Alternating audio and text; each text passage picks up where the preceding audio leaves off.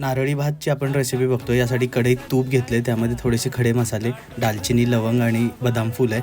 नंतर 1 वाटी तांदूळ आपण धुवून भिजत ठेवलेला अर्धा तास. हा भिजवलेला तांदूळ त्या तुपावर आणि खड्या मसाल्यांवर छान परतून घ्यायचा आहे, भाजून घ्यायचं आहे साधारण. 1 वाटीला 3 वाटी नारळाचं दूध, 1 वाटी तांदळाला 3 वाटी आपण नारळाचं दूध, थोडेसे केसर घालायचे आणि छान त्याला मिक्स करायचं. थोडंसं मीठ टाकायचं चवीपुरतं आणि झाकून शिजवून द्यायचं. दूध जरासं फाटेल, पण तुम्ही काय काळजी करू नका, शिजवून घ्या तसं. नंतर थोडेसे ड्रायफ्रूट्स तुपावर तळून घ्यायचे.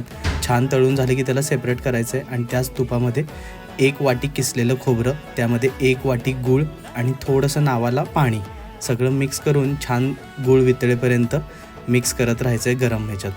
तोपर्यंत आपला भात असा मस्त शिजेल आणि मग त्यामध्ये आपलं हे गूळ आणि खोबऱ्याचं जे मिश्रण आहे ते ॲड करायचं आहे. एक 5 मिनिटं मीडियम फ्लेमवर ठेवायचं आहे झाकण मारून. नंतर झाकण काढून त्यामध्ये तळलेले ड्रायफ्रूट्स आणि